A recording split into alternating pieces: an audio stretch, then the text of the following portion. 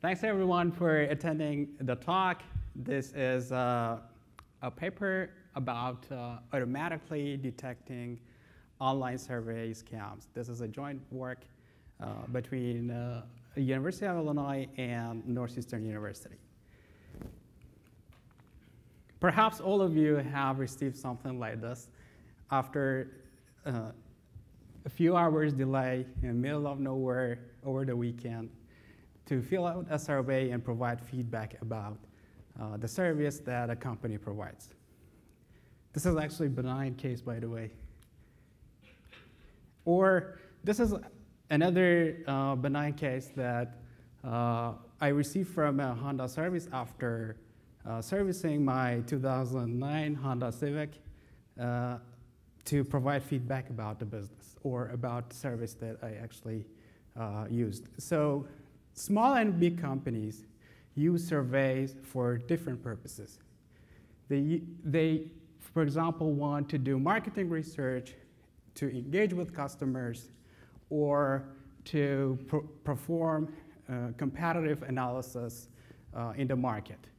Unfortunately, adversaries also know the benefits of these services, and they use it for malicious scenarios. In this talk, we're going to talk about some of those scenarios and how we can detect them.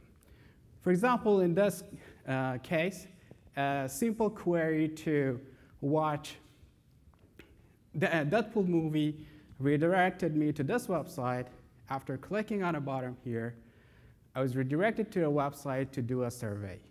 And after completing the survey, I had to download this extension in order to play that movie. So at the end of the day, what happens is that the user does not get the material for free, but he will download a set of unwanted programs or reveal information about the organization or themselves. This is another example. Search for a free version of a popular PDF file redirected me to this website. Clicking on the download button sent me to this website to provide some information or complete a survey about the university I'm working in. After finishing the survey, I was provided a link to download a PDF, which was one single-page PDF file that contained an exploit in it. It was a malicious PDF file. So something that is evident here is that adversaries exploit the idea that nothing is free. You have to do something, at least complete a survey in order to get the material that you want. This probably sounds more convincing for a technically unsophisticated user. As you might have noticed, survey scams were not a new problem. These are actually a known problem. There do exist several reports that these attacks are serious.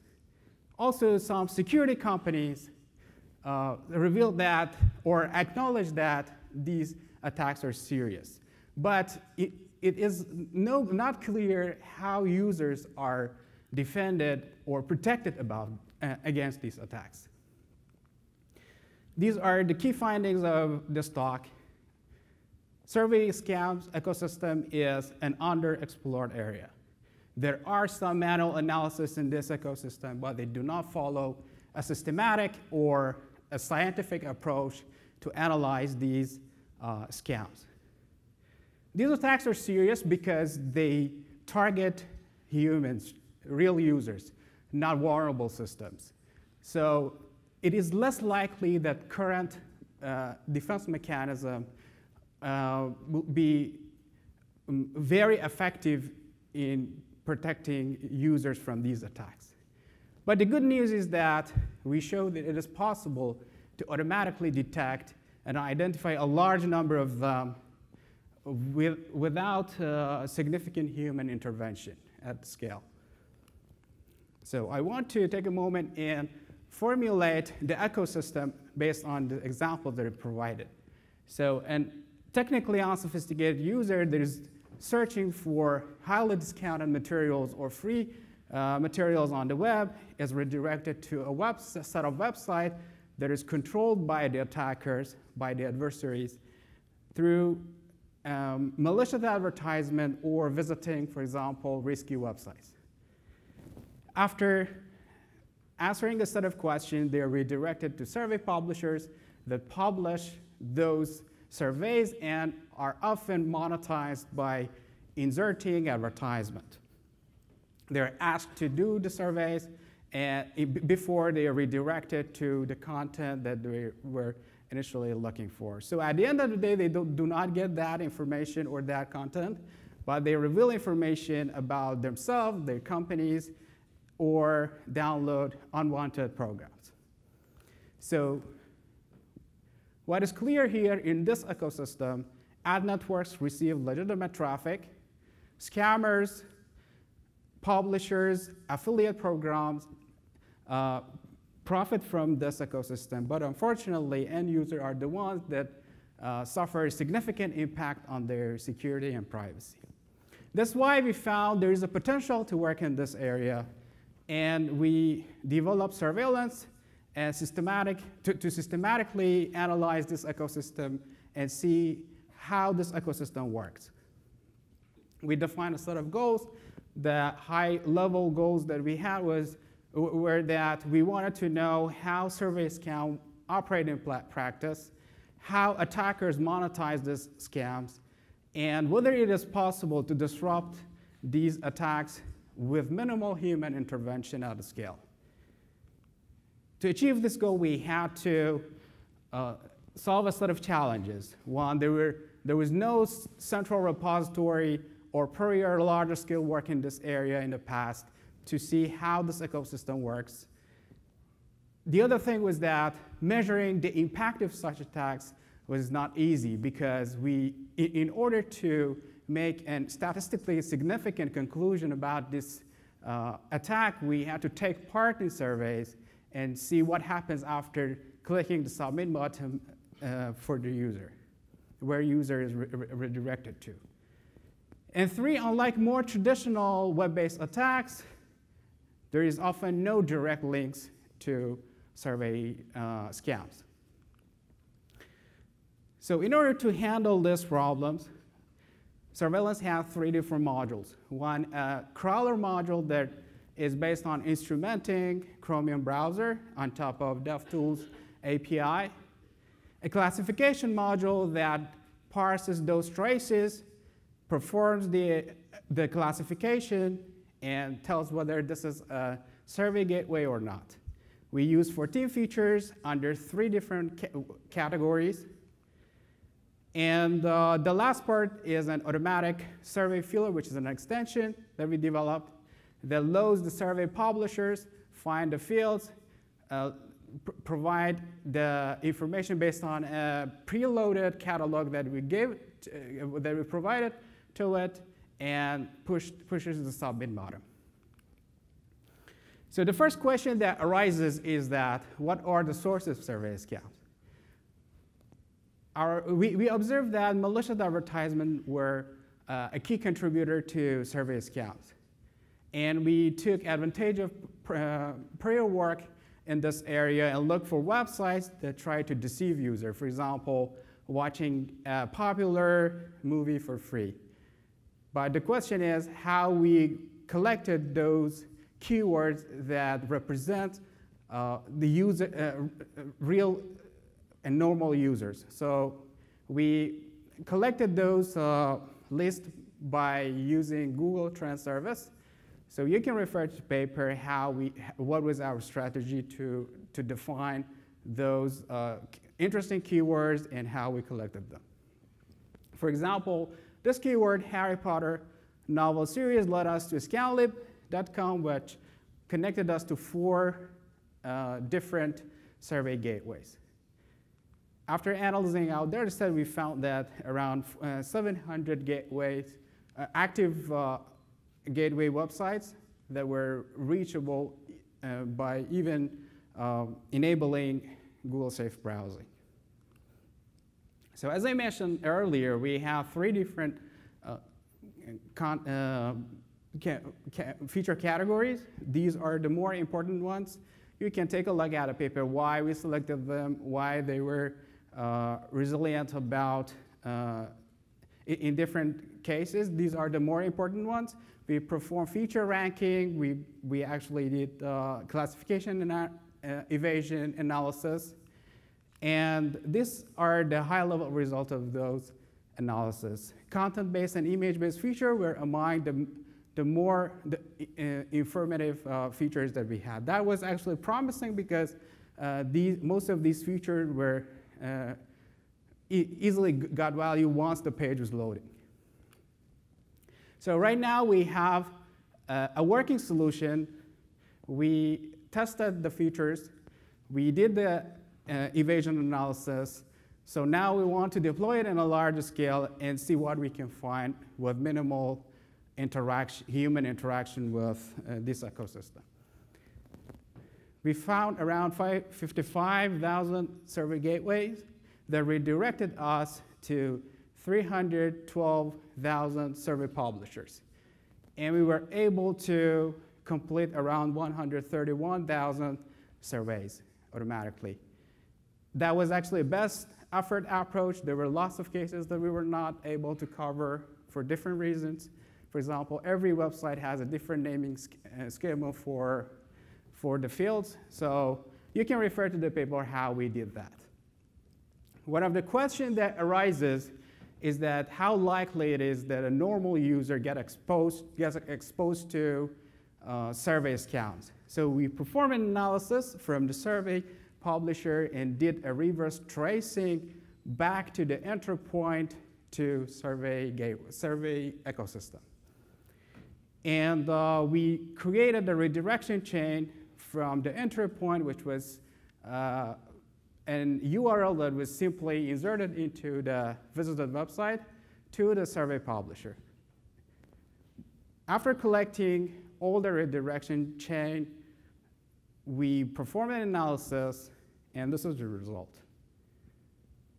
Around 45% of the survey gateways were reachable from the Alexa top 30K websites. The result of this analysis suggests that it is likely that a normal user gets exposed to these scams on probably on a daily browsing activity. These are an example. This is actually an example of what a user is exposed to after successfully filling the survey and pushing the submit button.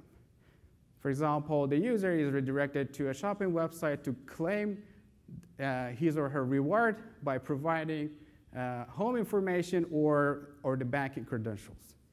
Or in this case, the user has to download a new version of Flash Player in order to play this movie from the Benign for free. So these are two examples. We performed an analysis on all the 131 cases that we were able to analyze. We defined 7 different categories, and we found that potentially unwanted programs is the top category with a wide margin. Around 42% of the cases, the users were redirected to a page to download a potentially unwanted program. This result is actually in line with prior work in this area that were published at NDSS and Usenix 2016. We performed some analysis on the binaries that we collected, for example, community vetting, and we found 20% of the samples that we collected during our analysis were actually new, and VirusTotal did not have. It was the first time that they were submitted to VirusTotal.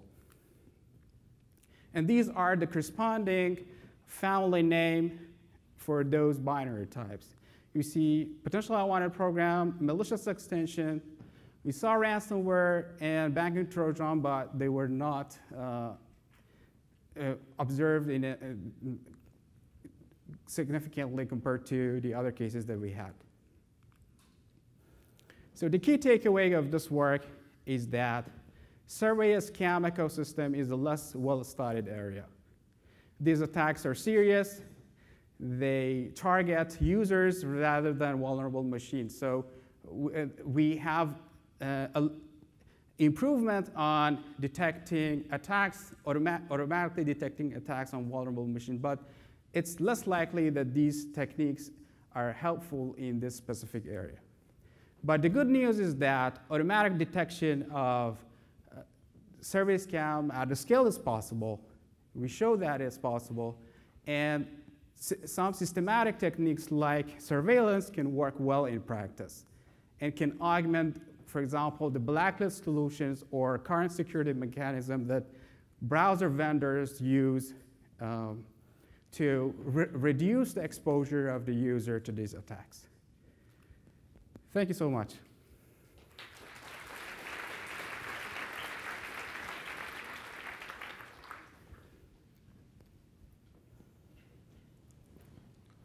We have, again, time for a few questions. Yeah,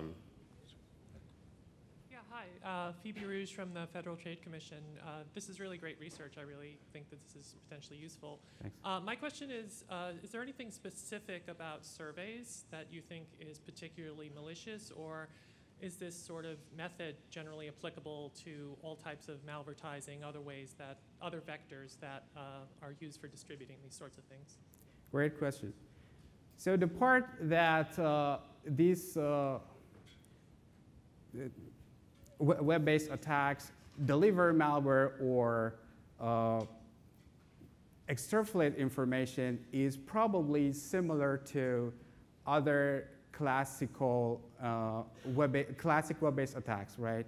Like malicious advertisement and so forth.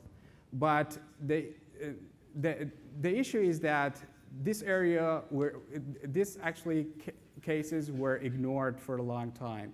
We knew that this problem exists.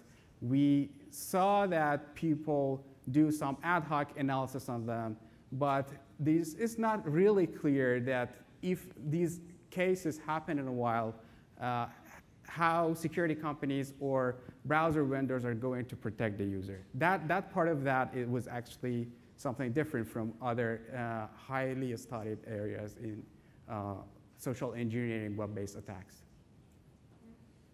So if I could ask a follow-up question on that. You stated in your presentation that these surveys are used basically as a bait to get people to, download something or to do something that, might put them at risk.